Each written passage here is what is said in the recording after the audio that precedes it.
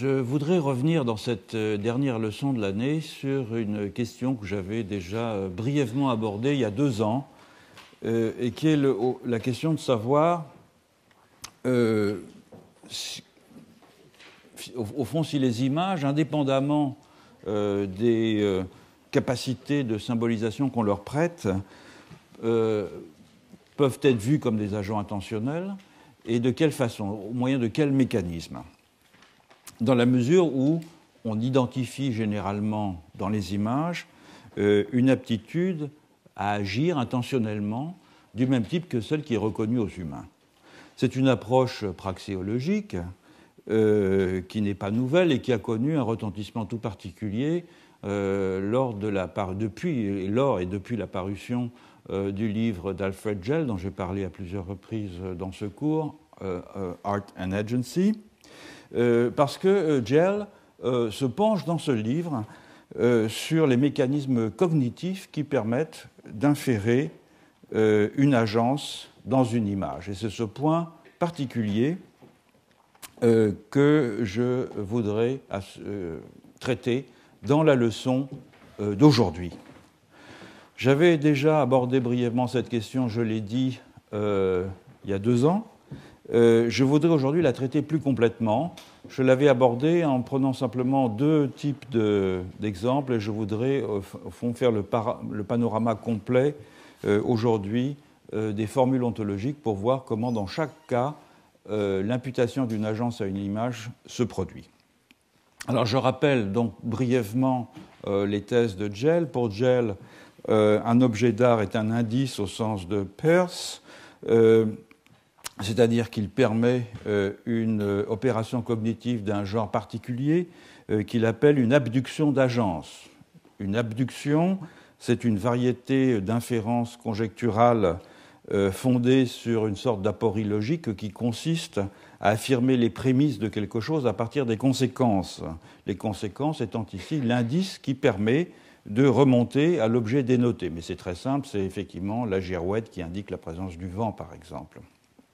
Autrement dit, pour Gell, un objet d'art est un indice de la présence d'une agence socialement définie, c'est-à-dire qui a une effectivité à l'intérieur d'un contexte social et culturel particulier, parce que cet objet d'art permet à la fois d'inférer les intentionnalités qui ont accompagné la fabrication de cet objet et de voir cet objet lui-même à la suite de ce processus inférentiel comme un agent intentionnel doté d'une efficacité propre dans le domaine social. Donc l'agence sociale n'est pas réduite à la sphère d'action des humains, elle renvoie au fait qu'une intentionnalité agissante peut être attribuée à n'importe quelle entité non humaine pourvu que l'on puisse inférer dans cette entité, par abduction, une capacité à agir intentionnellement analogue à celle dont les humains font preuve. Alors l'un de mes points de désaccord avec Gell, je l'avais déjà mentionné, réside dans l'équivoque qu'introduit la caractérisation de l'objet dont il s'occupe comme une œuvre d'art ou un objet d'art. En effet, considérer l'œuvre d'art ou l'objet d'art comme un agent délégué ayant des effets sur le monde ne suffit pas à définir ce qu'est un objet d'art dans la mesure où cette définition s'applique à de très nombreux objets dont il est difficile d'affirmer qu'ils ont un rapport même très lointain ou indirect avec l'art. Par exemple, c'est un exemple que j'ai déjà utilisé, une pièce de monnaie est bien un objet, et là je cite Gell, lorsqu'il définit l'objet d'art, un objet opérant une médiation d'agence sociale, puisque une pièce de monnaie, outre sa fonction d'étalon et de réserve de valeur, c'est un moyen d'échange et qu'elle est donc investie d'une intentionnalité sociale déléguée qui lui donne précisément sa valeur et qui garantit son efficacité comme un relais matériel entre les désirs et les besoins des personnes humaines entre lesquelles elles circulent. Et pourtant, la pièce de monnaie n'est pas un objet d'art dans sa fonction première, même si, évidemment, elle peut le devenir par destination pour certains, notamment pour les numismates et les collectionneurs. Or, à cette question de savoir ce qui permet de discriminer au sein des objets à qui l'on impute une intentionnalité entre ceux qui relèvent de l'art et les autres, Gell n'apporte pas de réponse véritablement satisfaisante. Selon lui, en effet, l'anthropologie de l'art doit s'occuper, je le cite, des relations sociales au voisinage des objets médiatisant une agence sociale. Lesquels objets peuvent être tout aussi bien des animaux ou des plantes, et bien sûr des humains, du moment qu'ils sont traités comme des agents sociaux, directs ou délégués. Pourtant, la pièce de monnaie est aussi dans ce cas. Et Gell ne prétend pas que l'anthropologie de l'art doive s'occuper de ce genre d'objets. Donc comment distinguer les relations sociales au voisinage des objets médiatisant une agence sociale, pour reprendre la terminologie d'Alfred Gell, comment distinguer ces relations sociales qui auraient une dimension artistique de celles qui n'en posséderaient pas. Alors la réponse de Gell, c'est que les situations ayant une qualité artistique, je traduis par art-like situation, je ne sais pas comment a traduit le traducteur le livre a été traduit il y a 2 ans en français. Donc la réponse de Gell, c'est que les situations ayant une qualité artistique peuvent être discriminées comme étant celles dans lesquelles, je le cite, l'indice matériel, c'est-à-dire l'objet d'art au sens physique, au sens matériel, permet une abduction d'agence. Alors le problème, évidemment, c'est qu'il y a de très nombreuses entités non humaines à propos desquelles on peut inférer par abduction une capacité à agir intentionnellement, conçue par analogie avec celle des humains. Et qu'il est impossible de dire de la plupart d'entre elles qu'elles ont une qualité artistique.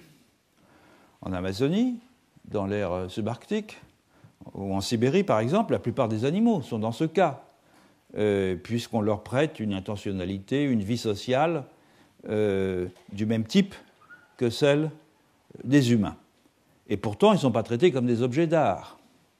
Autrement dit, l'abduction d'agence, c'est un mécanisme cognitif qui est très intéressant pour rendre compte de la constitution de ce que j'ai appelé les ontologies animiques, mais ce n'est pas en soi un mécanisme suffisant pour spécifier un objet d'art. Et de fait, pour qu'il y ait véritablement une qualité artistique reconnue au produit de la relation d'abduction, il faut encore, dit Gell, que, je le cite, l'indice soit lui-même vu comme le résultat et ou l'instrument d'une agence sociale. Fort bien, mais on peut très bien appliquer cette définition au contre-exemple que j'ai pris précédemment. Une pièce de monnaie peut être aussi vue comme le résultat et ou l'instrument d'une agence sociale, et ça n'en fait pas pour autant un objet d'art. Donc je retiens de l'argumentation de Gell que la meilleure manière d'aborder une classe d'objets qu'il appelle, quant à lui, les objets d'art, est de les traiter comme des agents dotés d'une intentionnalité déléguée ayant une efficace sur le monde. Mais, comme je l'ai annoncé, dès le début de ce cycle sur l'ontologie des images, je m'interdis la référence à l'art que Gell a voulu maintenir. Essentiellement, il a voulu la maintenir parce que son entreprise se définissait au premier chef comme une critique et comme un dépassement de l'anthropologie de l'art. Donc, il fallait maintenir au moins le terme art dans la nature de la critique qu'il adressait à ce champ.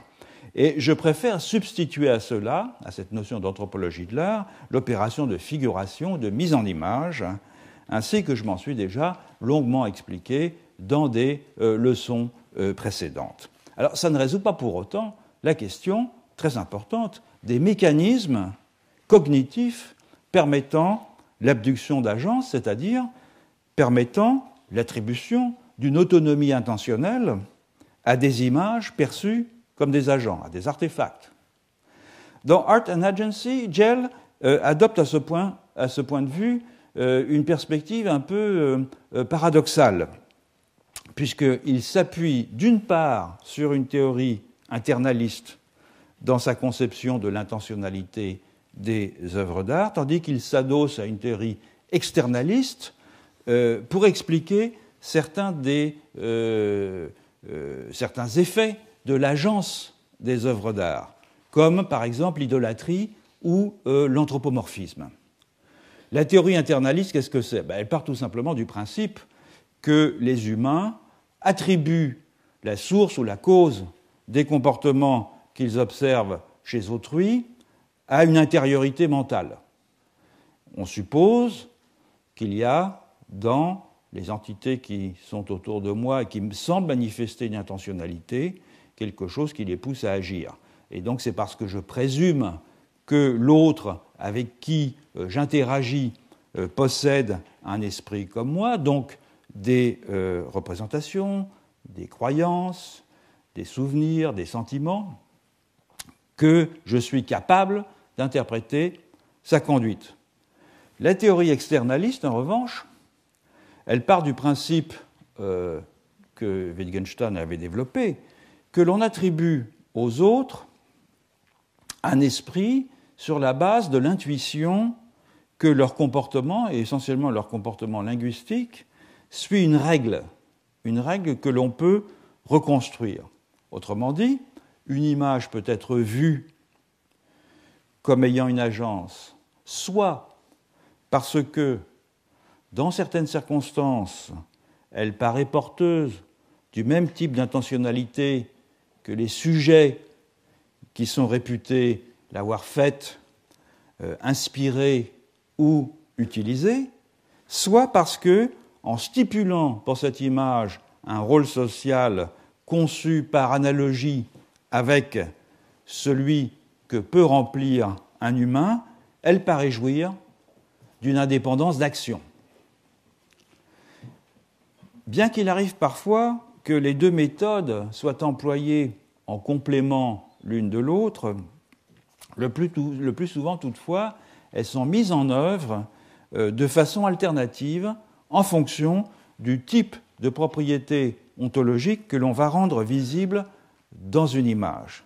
Et de fait, l'approche internaliste est plutôt caractéristique des collectifs animiques, tandis que l'approche externaliste est plutôt commune dans les collectifs analogistes. Mais on peut aussi montrer, c'est ce que je vais faire tout à l'heure, que l'imputation d'agence répond à d'autres mécanismes encore, dans le cas des images totémistes, où elles sont des traces actives des prototypes totémiques, autrement dit des indices directs de ce à quoi elles renvoient, et aussi dans le cas des images naturalistes, où c'est au contraire l'effet iconique qui joue au premier chef. Donc l'agence de ce type d'image, des images naturalistes, vient de ce qu'elle donne presque l'illusion de se confondre avec le référent qu'elle figure. Donc examinons à présent, tour à tour, chacun des mécanismes d'imputation d'agence, et je commencerai par le régime figuratif de l'animisme. Donc je rappelle que figurer dans une ontologie de ce type, ça consiste pour l'essentiel à rendre visible l'intériorité des différentes sortes d'existants et à montrer que cette intériorité commune, eh bien, elle se loge dans des corps aux apparences fort diverses, lesquelles doivent pouvoir être identifiées sans équivoque par des indices d'espèce. Je vais revenir par commodité, parce que j'en ai déjà souvent parlé, pour l'illustration, à l'exemple des masques Yupik d'Alaska. Bon, vous vous souvenez que ces masques était utilisé lors des rituels d'hiver, où il servait à rendre présent dans la grande maison commune les âmes des personnes animales, lesquelles étaient fêtées pour qu'elles continuent de bon gré à livrer leur corps, leur viande, aux chasseurs, afin que les humains puissent s'en alimenter. Parmi la grande variété de masques, chacun illustrant un événement singulier, un mythe, ou bien le récit d'une relation particulière avec un esprit animal, deux grandes catégories étaient plus particulièrement distinguées, les masques de chamans qui figuraient leurs esprits auxiliaires et les masques d'esprits animaux que l'on accueillait dans cette grande maison commune pour les honorer. Dans tous les cas, on note que l'intériorité de l'animal, le yuwa, pour employer la terminologie vernaculaire, est figuré soit par l'insertion d'un visage dans une tête animale qui est sculptée avec beaucoup de vraisemblance, elle est toujours reconnaissable, soit plus rarement par l'ajout de membres humains à un corps animal, voire par une combinaison des deux. Donc pour ce qui est des masques de chaman, c'est l'esprit auxiliaire qui est figuré sous la forme d'un corps animal portant ou dissimulant parfois, au moyen d'un mécanisme, un visage humanoïde monstrueux. Donc c'est des images que vous connaissez bien, parce que je les ai déjà montrées. Donc voilà, l'intériorité dans la gueule du phoque barbu. Là, c'est un masque de plongeon. Et le visage, la face est mobile et porte un visage humain caché dans la tête de l'animal. De fait, la maison commune fonctionnait un peu comme une sorte de théâtre. Les yupites, si on veut suivre le pluriel vernaculaire, c'est yupik au singulier, yupit au pluriel. Les yupites partageaient le même goût pour la théâtralité que les peuples de la côte nord-ouest plus au sud, et ils mettaient en scène donc le monde des esprits animaux grâce à toutes sortes d'accessoires, dont les masques qui étaient fabriqués pour une seule occasion, qui étaient portés par des danseurs qui racontaient des histoires, qui chantaient et qui imitaient avec beaucoup de vraisemblance les messages sonores des animaux, cette combinaison contribuant à faire descendre le yuwa des animaux dans la maison. Mais même si les masques étaient souvent d'un très grand réalisme, c'est l'ensemble du dispositif scénique au sein duquel ils étaient insérés qui assurait l'iconicité de ces masques et qui assurait donc leur agence, leur capacité à rendre présents les esprits. En ce sens, les marques de l'intériorité figurées sur les masques, comme ici par exemple, étaient presque superflues, car quels que soient les talents d'imitateur du porteur de masque, celui-ci, le porteur, révélait à tous son humanité par son corps, jadis partiellement dénudé lors des danses, de sorte qu'il était évident pour tous les spectateurs que la présentification des animaux s'opérait à travers la médiation d'une intentionnalité humaine. On voyait bien qu'il y avait un humain derrière le masque, adoptant le point de vue de l'animal, c'est-à-dire incorporant de façon mimétique l'intentionnalité de l'animal sans être pour autant possédé par l'animal. Les danseurs, en effet, n'étaient pas aliénés par l'esprit de l'animal qu'ils représentaient. Ils le représentaient au sens où un mandataire ou un fondé de pouvoir représente quelque chose. Les danseurs gardaient la pleine maîtrise de leur intériorité et servaient seulement de filtre au point de vue animal grâce à l'agence objectivante du masque. Ce phénomène de récursivité est tout à fait classique de toute l'imagerie de l'animisme. Ajoutons que, comme c'est presque toujours le cas avec les masques en régime animique, ceux-ci n'étaient dotés d'une agence que lors de la performance. Et l'inférence mentaliste se faisait donc comment ? Eh bien, au coup par coup, dans un contexte exceptionnel où le masque agissait comme un déclencheur parmi d'autres d'une présence dont il incarnait la figuration. Alors que les images animiques, qui sont, comme on l'a vu au cours des leçons précédentes, pour l'essentiel des images tridimensionnelles, soient le plus souvent agencées par une inférence mentaliste, n'a rien de surprenant, puisque l'imputation d'une intériorité conçue par analogie avec celle des humains est un trait, évidemment, caractéristique de l'animisme. Et si un tel mouvement est tout à fait plausible vis-à-vis de non-humains ayant une vie autonome, les animaux par exemple et les plantes, à qui l'on peut prêter dans certaines circonstances des représentations, des désirs et même des croyances semblables à celles des hommes, nous le faisons nous-mêmes à l'occasion.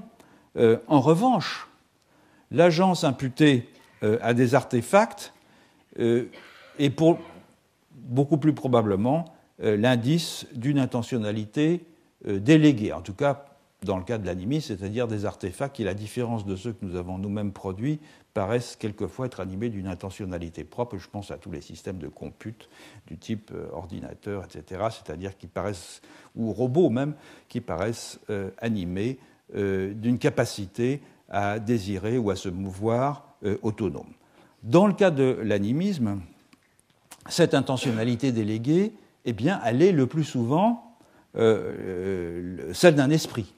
Un esprit qu'il faut entendre ici dans le double sens d'une réalité subjective capable de représentation mentale et d'une entité non humaine hypostasiant cette réalité dans des avatars multiples, entre autres des images, dont on comprendra aisément qu'elle n'est pas, de ce point de vue, un statut particulier par rapport à d'autres types d'artefacts.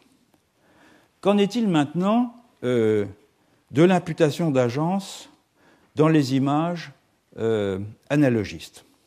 Donc je rappelle, j'ai à peine besoin de le faire, que l'identification analogiste repose sur la reconnaissance d'une discontinuité générale des intériorités et des physicalités, aboutissant à un monde entièrement constitué de singularités, un monde donc difficile à appréhender, à concevoir, à vivre, s'il n'y avait pas, par ailleurs, s'il n'offrait pas la possibilité de discerner entre les existants, comme entre les parties dont ils sont faits, des réseaux de correspondance permettant un cheminement interprétatif. Et l'objectivation de l'analogisme dans des images prend des formes très diverses que j'ai passées en revue, la figuration d'êtres composites, la figuration du rapport entre microcosme et macrocosme, la figuration des réseaux, la figuration de l'englobement et de la réplique à diverses échelles, et toutes ces formes aboutissent pourtant au même résultat. En effet, dans la mesure où l'ontologie analogiste met l'accent sur la fragmentation des intériorités, sur leur dispersion, leur répartition dans une multiplicité de supports physiques, sa traduction figurative consiste au fond, au premier chef, à désubjectiver l'intériorité des humains et des non-humains de façon à ce qu'elle soit disséminée et couplée à une physicalité, elle aussi, distribuée. Autrement dit, il s'agit de donner à voir dans les images un ensemble de discontinuités faibles mais cohérentes, soit directement dans un seul objet dont la nature hybride devra être évidente, soit indirectement en indiquant que l'image est une partie métonymique de ce qu'elle figure, du prototype, qu'il soit réel ou imaginaire, soit, enfin, en mettant en évidence que chaque indice n'a un sens et une agence que parce qu'il est inséré dans un agrégat d'indices de nature différente qui peuvent être structurés par toutes sortes de dispositifs de nature spatiale ou bien de façon temporelle, par simple rajout régulier d'un élément au tout. Donc l'objectif figuratif de l'analogisme, c'est pour l'essentiel de rendre présent des réseaux de correspondance entre des éléments discontinus. Et cela suppose notamment, je l'ai déjà dit à plusieurs reprises, de multiplier les composantes de l'image afin de mieux désindividualiser son sujet. Alors, il y a une très bonne illustration de cela, je crois que je l'avais brièvement évoqué lors d'une leçon il y a quelques années. Ce sont tous les autels. Alors, j'avais évoqué les tables rituelles, les tables votives, les messas, etc. Là, je voudrais parler des autels des ancêtres, spécifiquement dans une région du monde qui est l'Afrique de l'Ouest, dont j'ai assez peu parlé au cours de ces leçons, qui sont les aires mandées et voltaïques, donc en Afrique de l'Ouest, et qui me paraissent illustrer parfaitement ce mécanisme. Des sculptures de bois sont dans cette région de l'Afrique disposées dans des maisons ou des sanctuaires qui figurent des hommes et des femmes adultes, debout ou assis, dans une pose hiératique, dépourvue de toute dimension narrative. Vous en avez au musée du Quai Branly, il y a une petite salle dans laquelle vous avez une reconstitution de l'un de ces autels. Donc ce sont quoi ? Ce sont des images archétypales d'individus caractérisés par un stade de la vie et par un statut reconnaissable. Chez les Lobi, par exemple, dans une pièce qui est très poétiquement appelée la chambre des puissances, le maître de maison installe l'effigie d'un ancêtre maternel, précisément identifié, on sait très bien qui c'est, dont il partage certaines qualités. Ainsi, une sculpture d'aïeul portant sur la tête une calebasse hérissée de dards de porc-épic témoigne du statut de grand guérisseur que cet ancêtre partage avec son descendant. Vous voyez ici cette image-là.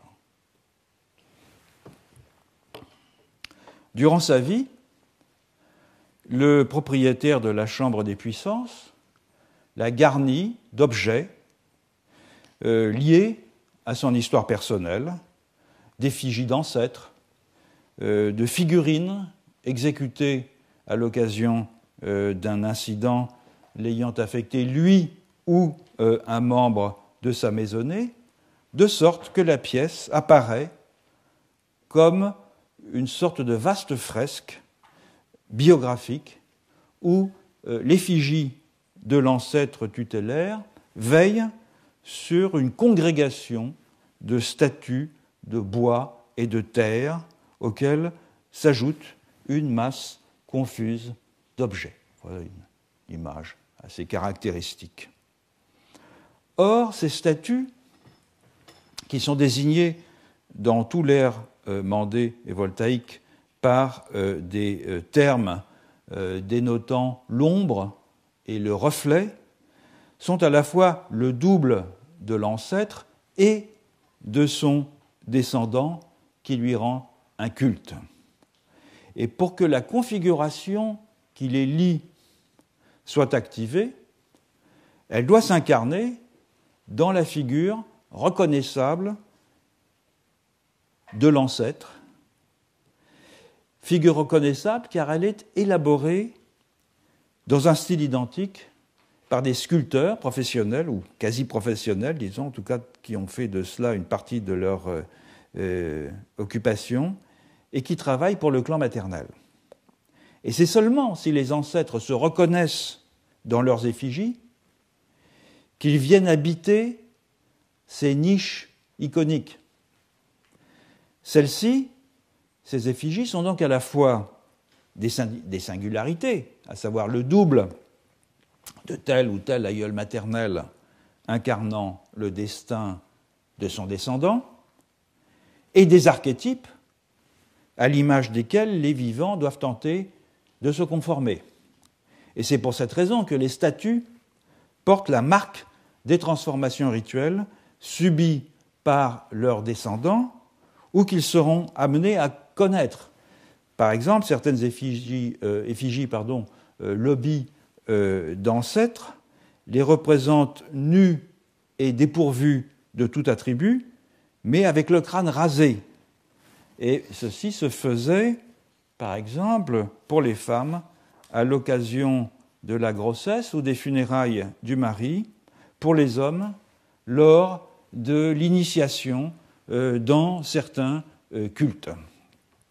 Alors, on comprend au fond que ces petites personnes de bois, c'est le nom que les Bambara donnent au statut d'ancêtre, les petites personnes de bois, sont bien différentes des masques Yupik que nous venons de considérer.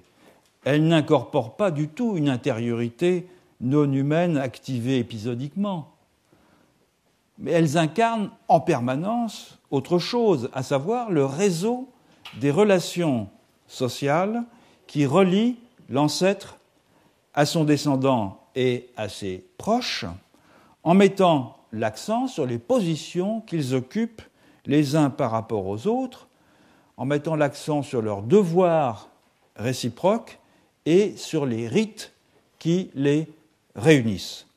Pourtant, la statue n'est ni un symbole, ni un emblème, c'est bien une petite personne, c'est-à-dire un artefact habité par un humain ni tout à fait mort, ni tout à fait vivant, et doté de ce fait d'une agence propre, en dépit de son immobilité apparente, mais une agence dont seuls les effets, qu'ils soient prophylactiques, vindicatifs ou réparateurs, sont perceptibles par ceux qui les subissent, moyen d'avérer une présence par les résultats que cette présence produit.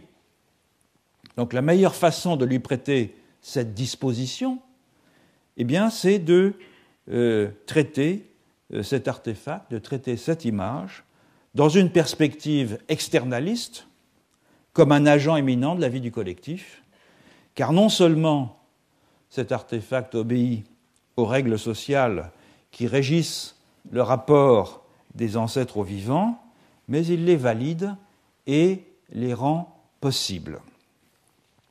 Je voudrais continuer dans le registre des images analogistes en me déplaçant vers une région du monde extrêmement éloignée de l'Afrique de l'Ouest, le Japon. Au Japon, les abbés des monastères bouddhistes étaient des figures charismatiques dont la mort mettait en péril la structure et la continuité de la communauté monastique. Et c'est pourquoi on faisait d'eux des portraits très ressemblants, sculptés en bois en général, et peints, qui servaient de substitut de l'abbé après son décès, jusqu'à ce qu'un successeur soit intronisé. Le portrait était installé, il était généralement fait du vivant de l'abbé, et il était installé dans les quartiers de l'abbé, et traité en tout point comme s'il était vraiment la personne vivante qu'il représentait. Et après l'installation du nouvel abbé, le portrait était placé dans une galerie où il continuait à être traité avec respect et à transmettre son charisme avec ceux des autres hommes saints auprès desquels il prenait place. Voilà une image assez saisissante. On considérait que le portrait était une incorporation de l'esprit vivant de son prototype, dont il partageait la nature et dont il exprimait l'agence. Ce résultat était obtenu en tentant d'abord d'effacer le plus possible la différence entre l'image et son modèle. D'abord par la recherche de l'exactitude mimétique, mais aussi en utilisant des parties du corps du prototype dans la statue, ses cheveux, ses sourcils par exemple, ou en les incorporant, ses ongles par exemple, dans une cavité à l'intérieur de la statue. Cet idéal mimétique était réalisé au mieux dans une pratique qui a duré près de 15 siècles et qui consistait, pour les hommes saints de ces monastères, à se laisser mourir de faim en position de méditation, de façon à, en quelque sorte, se momifier vivant. Et si le cadavre que l'on enfermait dans une jarre ne se corrompait pas,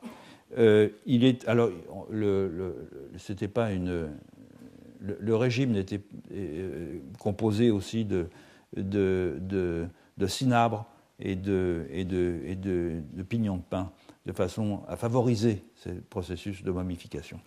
Si le cadavre ne se corrompait pas, il était laqué, parfois doré, et exposé dans les galeries de portraits des saint-hommes, des monastères. Mais au-delà du mimétisme, qui évidemment est recherché dans cette image qui n'en est pas vraiment une, mais qui en est une quand même, ce qui contribuait principalement à pourvoir l'image d'une agence autonome, c'était le traitement qu'elle recevait. Les portraits étaient habillés, nourris, promenés en procession. L'on plaçait en eux des reliques, de façon à établir des correspondances entre l'image comme microcosme et le macrocosme. Par exemple, on mettait dans l'image des modèles en tissu des 5 viscères, le cœur, le foie, le poumon, le rein, les reins et la rate, qui permettaient non seulement de restituer à la statue une part de sa vie organique, mais aussi et surtout qui plaçait la statue en résonance avec les 5 éléments cosmiques, feu, métal, bois, eau et terre, et avec les 5 sagesses transcendantes.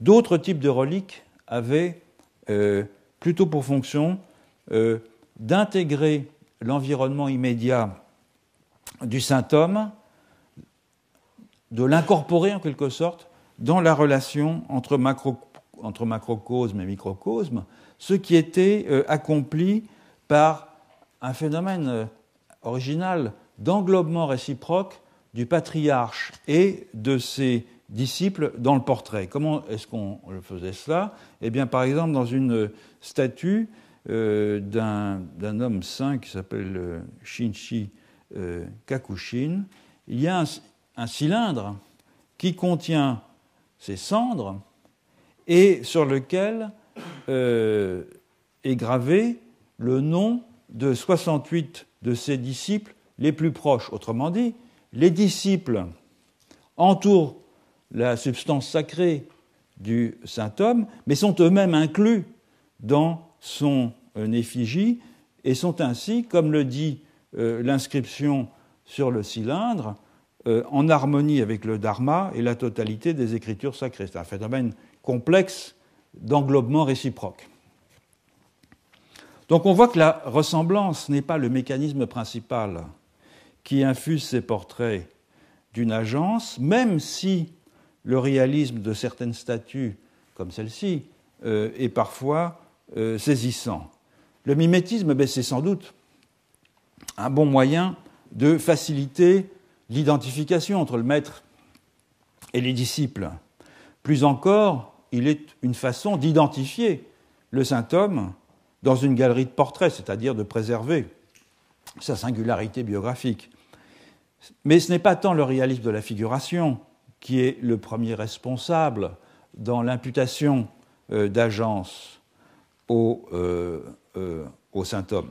Ce qui est vraiment ici opératoire, c'est, comme dans les hôtels lobby, l'animation de l'image par son entourage dans des contextes de socialisation ritualisée, animation qui fait de cette image un maillon vital dans une chaîne de transmission et qui perpétue l'influence et la causalité agissante de celui dont elle est le portrait. Donc un mécanisme assez différent de celui de l'imputation d'agence dans les images animiques. Voyons à présent comment les images totémiques paraissent investies d'une agence. Je prendrai à nouveau l'Australie comme modèle, par simplicité, puis parce que pour la plupart d'entre vous, ce sont des exemples que vous connaissez maintenant bien. Je rappelle que la figuration totémique revient à donner à voir l'identité profonde entre les membres humains et non humains d'une même classe totémique, une identité qui est à la fois morale et physique, morale ou spirituelle d'abord, car tous les membres humains et non humains d'une classe totémique sont issus d'un même prototype originaire, qui constitue donc autant d'expressions d'une essence commune localisée dans un site et singularisée par un nom définissant le champ des prédicats qu'ils possèdent en commun, mais une identité physique aussi, car les membres humains et non humains d'une classe totémique sont réputés être faits de la même substance, être organisés selon une structure physique analogue et posséder de ce fait le même genre de tempérament et de disposition à agir. Alors en Australie, la figuration de la permanence dans le temps des prototypes totémiques, le caractère immuable de leurs traits structuraux, des effets de leurs actes créateurs dans des particularités de l'environnement ou dans des sites singuliers associés à des classes totémiques se réalisent au moyen de 3 stratégies figuratives que j'ai examinées il y a 2 ans et que je résume ici très brièvement. La plus évidente, elle consiste à associer des figurations de prototypes totémiques en train d'accomplir une action instituante avec des figurations de sites à la fois cadres et résultantes de cette action, et des figurations d'emblèmes associés aux groupes totémiques issus de ces événements. Et c'est cette représentation d'un ordre spatio-temporel et classificatoire en train de s'actualiser dans un événement que propose la tradition figurative que nous avons ici longuement examinée des Yolngu du nord-est de la terre d'Arnhem. À partir de cette figuration de l'ordre ontologique en cours d'avènement, 2 transformations sont possibles, donc une bifurcation, soit figurer l'ordre totémique au moyen de l'image de ceux qui l'ont engendré, mais en omettant le résultat de leurs actions, soit au contraire, ne figurer que le résultat de ces actions en omettant ceux qui en sont la cause. La première formule correspond aux peintures des peuples de la partie nord-occidentale de la terre d'Arnhem et à celle de la partie orientale du Kimberley, tandis que la deuxième formule correspond aux peintures des aborigènes du désert central. Ces 2 formules constituent ainsi 2 types de simplification logique visant à condenser l'événement donnant naissance à l'ordre totémique, au lieu de le figurer comme dans le cas Yolngu et avec lui toutes les particularités qu'il engendre, soit on figure l'agent de la génération indépendamment de tout contexte pour bien montrer que l'ordre s'est déployé à partir de son corps, lequel est homologue au corps social, soit on figure les traces de l'agent ordonnateur, et donc le monde qu'il a fait advenir, sans représenter cet agent lui-même. Dans tous les cas, il faut souligner avec force que les images des aborigènes australiens sont toutes et partout toujours liées aux êtres du rêve, aux prototypes totémiques, qui sont donc à la source de l'ordre totémique et liées aussi aux actions dans lesquelles ces prototypes se sont engagés. Dans chacun des 3 cas, les images totémiques sont investies d'une agence parce qu'elles sont des traces actives des prototypes totémiques. et qu'elles constituent donc comme un écho immédiat de la puissance génésique des entités qui les ont fait advenir. Donc on va examiner brièvement chacun de ces cas tour à tour, en commençant par les Yolngu. Je ne ferai à chaque fois qu'une brève synthèse de la théorie locale des images, sans m'attarder beaucoup sur les images elles-mêmes, puisque j'avais longuement abordé ces questions il y a déjà 2 ans. Donc je rappelle que les images Yolngu sont appelées Mardaïn Minichi. Le terme Minichi fait référence à la fois à la couleur et au tracé des motifs, que ces motifs soient naturels ou qu'ils soient faits par les humains, en tant qu'ils relèvent d'une action intentionnelle. Donc le motif qui apparaît sur une carapace de tortue, par exemple, est considéré comme appartenant en propre à la tortue suite à une action intentionnelle racontée dans un récit étiologique, de la même façon qu'un motif de peinture corporelle est considéré comme appartenant à un clan et comme représentant ce clan. La plupart des motifs existant dans le monde sont ainsi, pour les Yolngu, le résultat d'un événement survenu à un être du rêve, un prototype totémique, à un moment ou à un autre de ces aventures terrestres. Et c'est pourquoi, comme l'écrit Howard Murphy, qui est un des grands spécialistes des Yolngu, je le cite, la distinction entre des motifs naturels et des motifs culturels n'a guère de pertinence. Quant au terme Mardaïn, qui est l'épithète dans la formule Mardaïn Minichi, il fait référence à un ensemble de chants, de danses, de peintures corporelles, d'objets rituels associés aux êtres du rêve et donc associés aux actions qu'ils ont menées à la surface de la Terre. De sorte que cette expression Mardaïn Minichi dénote les motifs des êtres du rêve, en tant que ces motifs évoquent les actes instituants de ces derniers, mais aussi en tant qu'ils expriment leur essence et qu'ils permettent donc, en les exécutant, en les reproduisant, de se relier à eux. Comme l'écrit encore Murphy, ils sont parmi les principales, ces motifs, ils sont parmi les principales manifestations des êtres ancestraux qui peuvent être reproduites par les humains.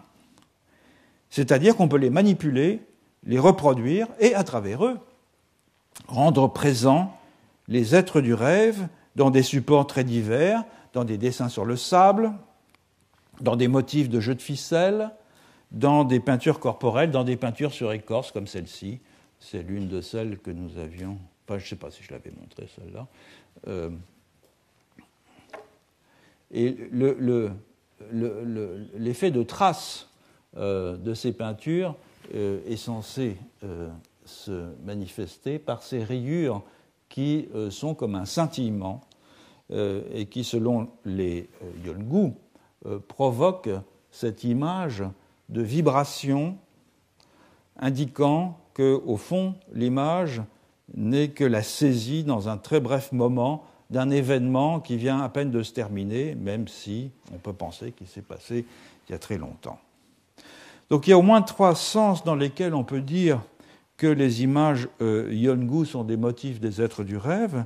D'abord, ils sont apparus sur le corps de l'être du rêve qu'ils représentent, et ils ont été désignés par lui comme faisant partie du patrimoine icologique du groupe avec lequel ils sont associés.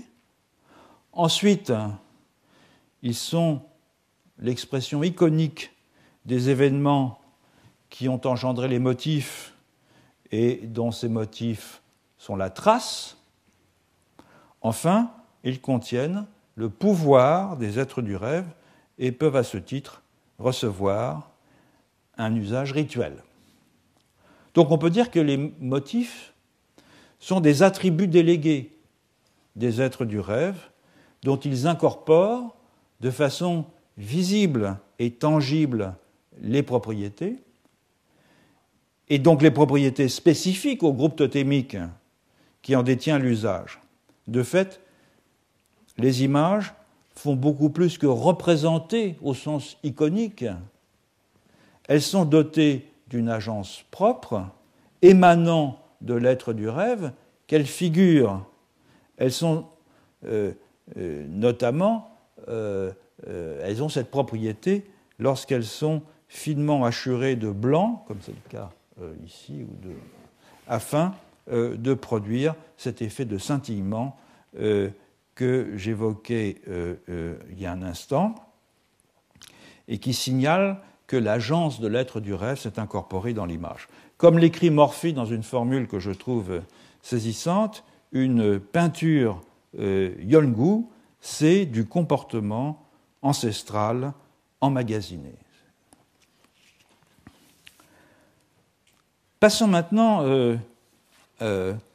à une autre partie de l'Australie, assez voisine de la terre d'Arnhem.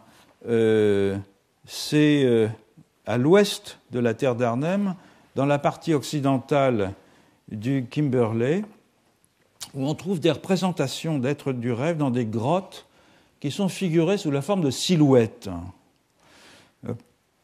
Chaque clan des groupes tribaux de la région est plus particulièrement associé à un être du rêve appelé Wandjina, généralement dépeint dans ses abris sous roche, où les membres du clan célèbrent des rites de multiplication, c'est-à-dire qu'ils font des rites qui sont destinés à multiplier les espèces dont cet être du rêve est l'incorporation.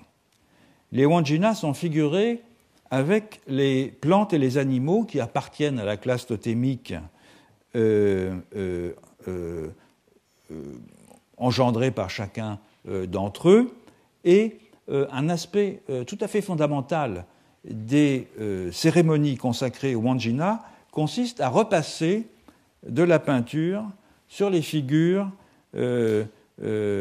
afin d'assurer l'abondance des espèces représentées, chaque clan comptant sur les autres pour qu'ils assurent ce processus régénératif au profit des espèces dont ils n'ont pas la charge. Donc repeindre des Wandjina dans des grottes, imaginez le scandale que ça peut représenter pour un spécialiste d'art rupestre, c'est littéralement copier les êtres du rêve, se placer vis-à-vis d'eux dans une relation de duplication, c'est attester de l'identité ontologique qui unit les humains à ces prototypes du monde. Alors les Wandjina, ce sont des personnages un peu étonnants.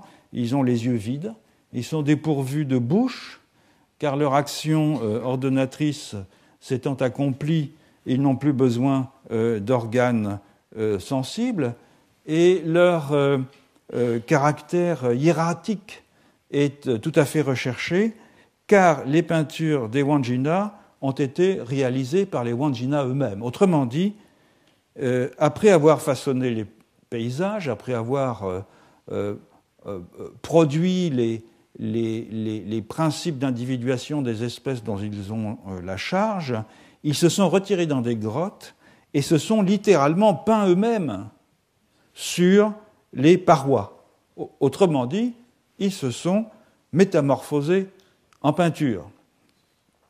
Donc repeindre ces peintures, c'est s'assurer que les prototypes continuent à exister, c'est poursuivre le travail génésique des Wandjina. Ce n'est pas représenter, ce n'est pas donner à voir, c'est entretenir un modèle et un principe générateur dont la disparition signifierait bien sûr la disparition de ce qu'il a engendré. Donc un Wandjina peint ne figure rien, il est l'être du rêve qui s'est projeté lui-même sur les parois d'un abri, immobile pour l'éternité, avec les modèles des plantes et des animaux qu'il a engendrés. Donc la figuration ici, ce n'est pas une narration, ce n'est pas une révélation, c'est véritablement un mode d'existence, un mode d'être. Dernière forme de trace pour les images totémistes. C'est celle des aborigènes du désert central. Là, je reprends le très beau livre de Nancy Munn, Walbiri Iconography, sur les Walbiri, dans lequel elle analyse les motifs des êtres du rêve chez les Walbiri, motifs qui sont appelés Guruwari.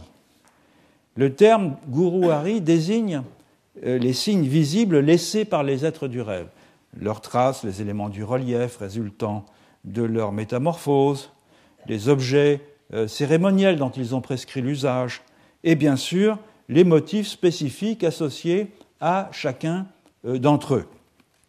En même temps que le pouvoir génésique toujours actif qu'ils ont laissé dans des sites totémiques afin qu'ils s'incorporent génération après génération dans les humains et les non-humains composant les classes totémiques que chacun de ces êtres du rêve a instituées. Dans les contextes rituels, les images peuvent être peintes sur les corps ou appliquées sur des ornements éphémères, des coiffes, des panneaux, des croisillons de fils multicolores qui sont arborés par les danseurs et qui amplifient la puissance des guruwari, donc des motifs, en multipliant leur nombre et leur modalité d'expression au-delà de la surface des corps. Ce sont des prolongements des corps. Enfin, les motifs peuvent être peints sur le sol. Donc là, on est dans une situation traditionnelle. Avant le début des peintures acryliques qui a fait la notoriété des aborigènes du désert central dans le marché de l'art, les motifs peuvent être peints sur le sol avec du duvet, ainsi que peints et incisés sur différents types d'objets rituels, notamment les churingas, qui sont j'en ai longuement parlé dans un cours précédent, je ne reviendrai pas là-dessus, et aussi sur les boucliers cérémoniels, qui sont deux types d'objets rituels très importants, notamment dans cette région. Tout comme chez les Yolngu, et tout comme dans le Kimberley, l'idée est bien ici que les motifs guruwari sont investis d'une puissante agence du fait de leur connexion avec les êtres du rêve, et c'est cette force générative qui fait qu'on les utilise au premier chef dans des rites orientés vers la satisfaction socialement sanctionnée de besoins biologiques, comme la croissance des enfants, le maintien de la fertilité du monde, les rites de multiplication des espèces, etc. Donc ça, c'est des choses... Bon, voilà, je n'ai pas d'image de dessin sur le sable avec du duvet. Ça, je vous l'avais montré, ce sont les motifs de guruwari, certains d'entre eux, tels que Nancy Munn les a recueillis. Donc on voit bien qu'il s'agit de traces, d'indices. Ce sont des churingas sur lesquels ces mêmes motifs sont dépeints. Non, ça c'est une autre affaire. Donc c'est le caractère intéressant dans ces motifs, c'est qu'ils semblent évoquer en premier lieu une sorte de pictographie. Et pourtant, comme le souligne Nancy Munn, ces motifs sont bien figuratifs dans la mesure où un élément de ressemblance ou d'iconicité limite l'assignation des référents aux signes. Là, je cite Nancy Munn. À proprement parler, il s'agit d'une iconicité indicielle ou d'un indice iconique, si vous voulez, dans la mesure où la propriété reconnaissable du prototype qui est figuré dans le dessin, eh bien c'est la trace qu'il laisse d'une partie de son anatomie. On le voit là avec c'est la queue, c'est les pieds, les pattes, le postérieur, imprimés sur le sol. Il y a donc tout à la fois continuité physique entre le signe et le référent, comme dans un indice, et une iconicité minimale dédoublée, puisque le signe reproduit par les Walbiri est à la ressemblance fidèle de la trace laissée par l'être dont il raconte l'histoire. Cette trace ressemblant elle-même à un élément distinctif du prototype, c'est-à-dire à la partie de son anatomie qui s'est inscrite en creux ou en négatif dans l'environnement. Bref, dans les trois cas examinés, les images totémiques sont réputées avoir une agence autonome car elles constituent autant de traces immédiates des agents génératifs qu'elles figurent, soit parce qu'elles sont un écho de leur comportement, c'est le cas pour les Yolngu, soit parce qu'elles sont elles-mêmes pleinement cet agent, c'est le cas des Wandjina, soit enfin parce qu'elles en forment les empreintes matérielles et qu'elles sont de ce fait encore tout imprégnées des actions que ce prototype totémique a accomplies. Donc l'agence de ces images est ainsi fondée sur une détection indicielle, par contraste avec l'inférence d'intentionnalité caractéristique des attributions d'agence animique et avec l'inférence de comportement qui est typique de l'analogisme.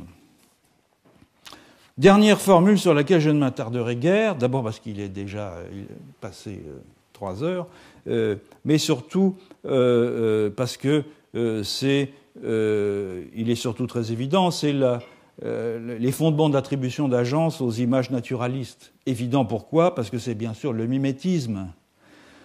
En venir à confondre presque l'image avec ce qu'elle représente, c'est lui conférer quelque chose de l'agir intentionnel que le prototype est en mesure de mobiliser.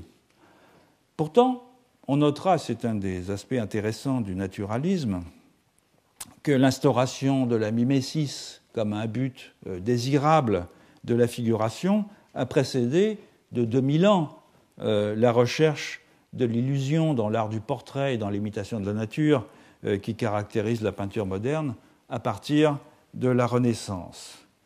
La représentation scrupuleuse des choses telles qu'elles se présentent à la vue est en effet le maître mot de l'art en Grèce ancienne, à tout le moins à partir du VIe siècle avant Jésus-Christ, lorsque l'on bascule de la présentification de l'invisible à l'imitation de l'apparence, pour employer une formule célèbre de Jean-Pierre Vernant. Le mythe fondateur de la peinture, vu comme un trompe-l'œil, date d'ailleurs du siècle suivant, c'est le fameux duel de peinture entre Zeuxis et Parrhasios, qui est raconté par Pline dans son Histoire naturelle. Vous connaissez sans doute l'histoire. Les deux célèbres artistes, qui étaient les deux peintres les plus fameux de l'époque, s'étaient défiés de réaliser la meilleure imitation en peinture. Donc ils travaillent dans leurs ateliers. Vient le jour où l'on dévoile, où l'on va juger les œuvres, qui sont cachées l'une et l'autre par un fin voile de soie. Zeuxis dévoile d'abord sa peinture. C'est une opulente grappe de raisin noir. 2 oiseaux s'y trompent et veulent la picorer, ce qui semble assurer évidemment Zeuxis de la victoire. Il demande alors à Parrhasios de dévoiler sa peinture. Parrhasios lui laisse le soin de le faire lui-même. Zeuxis tend la main pour tirer le voile, et le voile était peint. Zeuxis avait abusé les oiseaux, et Parrhasios avait, chose beaucoup plus difficile, abusé l'œil d'un peintre. Donc, on ne va pas faire ici l'histoire de la peinture occidentale, simplement rappeler que ce grand élan imitatif, il y en a une illustration assez amusante ici, c'est un motif d'ailleurs de la peinture assez... Zeuxis a été aussi un motif de la peinture, mais ce duel a été aussi parce qu'il est vraiment une histoire tout à fait... un mythe originel, encore une fois, de la peinture. Donc on ne va pas faire l'histoire de la peinture occidentale, je voudrais simplement rappeler que ce grand élan imitatif de l'époque gréco-romaine, dans lequel on discerne les prémices d'un projet de description du monde de type naturaliste, va se trouver occulté au Moyen-Âge pour ne ressurgir qu'au XVe siècle. Or, et comme David Friedberg l'a très bien montré, dans The Power of Images. Je signale d'ailleurs que David Friedberg va donner des séries de conférences ici à la fin du mois. Je vous invite à regarder les dates en sortant. Comme il a très bien montré, donc, l'art occidental, depuis la Renaissance, a beau être immergé dans un discours réflexif qui vise à stipuler les conditions théoriques de sa production et de sa réception, la réponse émotive et cognitive que les images qui en résultent suscitent en nous continue à être, en grande partie, en dépit de ce discours savant, le résultat d'une confusion exquise ou inquiétante entre le réel et la représentation, confusion jadis dénoncée par Platon, signalée par maints bons auteurs, et que le mimétisme des images naturalistes a permis, évidemment, de pousser très loin. Bref, l'illusion d'une agence propre des images résulte, dans ce cas, de l'agence propre produite par l'illusion. Enfin, j'aime bien faire des formules à la Bourdieu. Alors voilà la synthèse, si vous voulez, de ces différents types d'imputation d'agence. Le naturalisme, inférence mimétique. L'agence de l'image vient de ce qu'elle imite si parfaitement l'objet qu'elle figure qu'elle peut être confondue avec lui. L'animisme, c'est l'inférence intentionnelle. L'agence de l'image vient de ce que l'on attribue une intentionnalité à l'image, de même nature que les agents qu'elle représente. L'analogisme, c'est plutôt l'inférence comportementale, c'est-à-dire l'agence de l'image vient lorsqu'on lui attribue un mode de vie de type humain, qu'on la traite selon un rôle social analogue à celui des humains. Vous avez ceux d'entre vous qui suivaient le séminaire cette année se souviennent peut-être de l'exposé de Gilles Tarabou et de ses extraordinaires photos qui nous montraient des idoles hindous qui sont traitées en tout comme des personnages à qui on met des bonnets de nuit la nuit pour qu'elles dorment commodément, etc. C'est un exemple typique d'inférence comportementale dans les images analogistes. Et finalement, le totémisme, l'inférence indicielle, c'est-à-dire l'agence de l'image vient de ce qu'elle est une trace immédiate de l'objet qu'elle figure, donc un écho des actions que le prototype a accomplies. Donc 4 mécanismes d'imputation d'agence aux images, dont aucun n'est probablement tout à fait exclusif de l'un des 4 régimes figuratifs, mais qui constituent certainement, pour chacun d'entre eux, une modalité dominante. Voilà.